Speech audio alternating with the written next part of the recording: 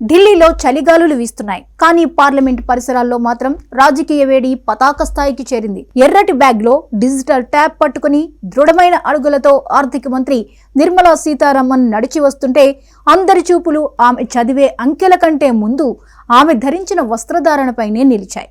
ఆ గంభీరమైన వేషధారణ వెనుక ఒక శక్తివంతమైన పొలిటికల్ థ్రిల్లర్ ను తలపించే వ్యూహం దాగి ఉంది. కాంచీపురం నుంచి ఢిల్లీ కోట వైపు ఒక పక్కా స్కెచ్. బడ్జెట్ అంటే కేవలం పద్దుల లెక్క మాత్రమే కాదు, అది ఓట్ల వేటలో విసిరే ఒక వల కూడా. ఈసారి నిర్మలమ్మ ఎంచుకున్న మెరూన్ రంగు కాంచీపురం పట్టుచీర సామాన్యమైనది కాదు. తమిళ సంస్కృతికి అత్యున్నత ప్రతీక అయిన కాంచీపురాన్ని ధరించడం ద్వారా ఆమె నేరుగా తమిళనాడు ప్రజల హృదయాలను తట్టారు. రాబోయే తమిళనాడు అసెంబ్లీ ఎన్నికలను దృష్టిలో ఉంచుకుని ద్రవిడ గడ్డపై భారతీయ జనతా పార్టీ తన ఉనికిని చాటుకోవడానికి వేసిన వ్యూహాత్మక అడుగు ఇది.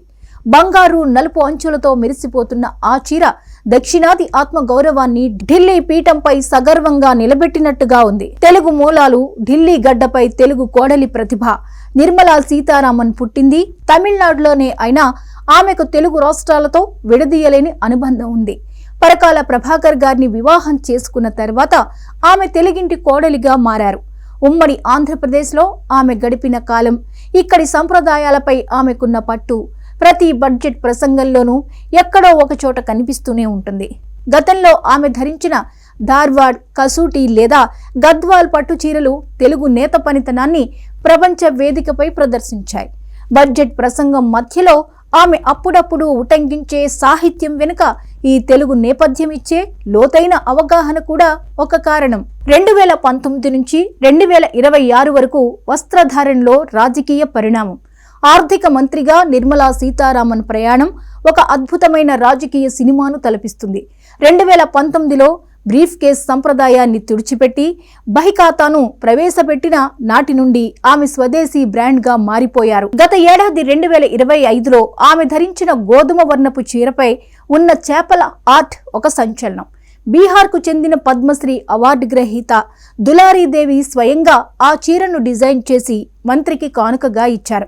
అంటే ఒక చీర ద్వారా ఒక రాష్ట్రంలోని సామాన్య కళాకారుడికి దేశం మొత్తం గుర్తింపు వచ్చేలా చేయడం ఆమెకు మాత్రమే సాధ్యమైన రాజకీయం. మంగళగిరి కాటన్ నుంచి సంబల్పురి సిల్క్ వరకు నిర్మలా సీతారామన్ ధరించే ప్రతి నూలుపోగు వెనుక ఒక రాష్ట్రపు ఓటర్ల సెంటిమెంట్, ఒక ప్రాంతపు కార్మికుల శ్రమ దాగి ఉంది. నిర్మలా సీతారామన్ది గడప దాటని గంభీర వ్యూహం.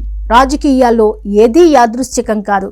నిర్మలమ్మ ధరించే రంగులు కూడా భారత ఆర్థిక వ్యవస్థలోని ఆశావాదాన్ని లేదా కఠినమైన నిర్ణయాలను సూచిస్తాయని విశ్లేషకులు చెబుతుంటారు. మెరూన్ గోల్డ్ కాంబినేషన్ అంటే ఒక రకమైన రాయల్టీ, పట్టుదలకు సంకేతం. దేశ ఆర్థిక వ్యవస్థను $5 ట్రిలియన్ వైపు నడిపిస్తున్న తరుణంలో ఆమె తన వస్త్రధారణ ద్వారా దేశీయులకు భరోసానిస్తూనే ప్రత్యర్థులకు తన గంభీరమైన మౌనంతో సమాధానమిస్తున్నారు.